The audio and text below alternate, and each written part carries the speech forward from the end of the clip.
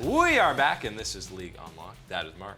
My name's Eric. We go through some global power rankings, the 10 best teams on the planet right now, and we're finally getting a little bit of consistency because the top 10 from last week are still showing up, still looking pretty decent, and some of that is helped by not actually playing any games. Yes, we're looking at you, Team Liquid, who are still on the board. They didn't have to play a game. They're the only good team in North America. That's why they are still here. But starting with that number 10 spot, it's still Splice. We talked about it in the LEC rankings that they're still a little bit more consistent than Fnatic right now, so they are in at 10. Still like what I'm seeing from this LEC squad and still absolutely showing us that, you know what, this is a team here that I would take going into any of these type of matchups here. They are a squad that can handle this global stage and the level of talent that you will be getting at it. Team Liquid, I want to see more Glacial comps. I want to see them in the playoffs. I want a Demon comp. I want the Pirate comp. Yeah, that's where we're at. Give me that gold. Get me that Pirate comp. I mean, the VCS played an entire best-of-3 series with only TFT comps, so I need more of that in these actually meaningful games. Damwon stays put. They only played one game. This is the week where they have a chance to really climb up or move down the standings, depending on how things go. Sandbox gets bumped out by Griffin because Griffin flew up the board with...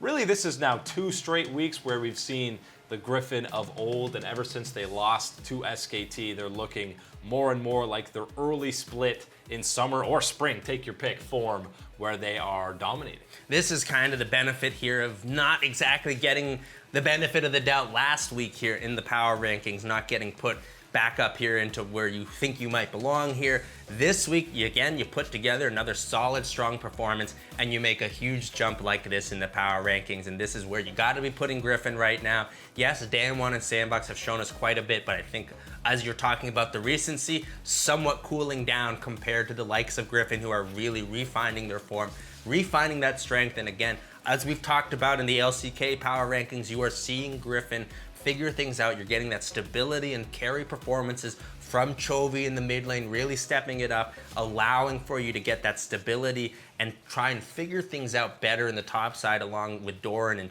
and Sword. And it seems, again, like Doran is the option moving forward, and having that stability around the rest of this roster in the lineup has helped them make that adjustment and get through it now into a good place. And those 3 Korean teams, Damwon, Sandbox, and Griffin, are all very close in ranking, I think, and that's why you're seeing on any given week, there's so much movement between them, depending on who they're matching up against, just because it is such a tight race between those 3. So Griffin's just outside the top 5, and within the top 5, you might recognize some of these teams because those are the same 5 from last week. I mean, SKT, yes, they faltered against Hanwha, but I still feel like they should still be in that 3rd spot. And RNG, they had that head-to-head against IG. Pretty much all of these squads on here, SKT faltered the most. Yeah, SKT is certainly the one where I can understand maybe some people thinking that, yes, you should have seen somewhat of a fall here, but it is one of those type of situations where, man, you only played once this week. We saw some positives, relatively so speaking, and I think, again,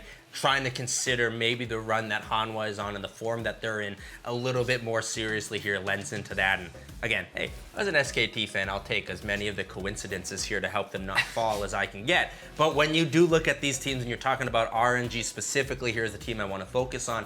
This series against IG is exactly what you wanted from RNG. They needed an opponent here, again, of this type of level, of this type of, pedigree here to prove themselves to be a team that should be challenging here for the very top level, for this elite status here. And yes, they passed with flying colors. A great team performance once again here from RNG, holding their spot in the power rankings. And we're in the second last week of the regular season. Invictus Gaming, still not in the top 10 for global rankings. And I don't know if they will be, even if they end the split 2-0 because they're playing LGD and Rogue Warriors. But top is in at number 4, and the reason they are still ahead of RNG is obviously they have that head-to-head record against them. And the glaring weakness and question mark for RNG is that top lane, who they're going to play, and if they can play up to the level, the world-class international level that the other 4 players are on RNG.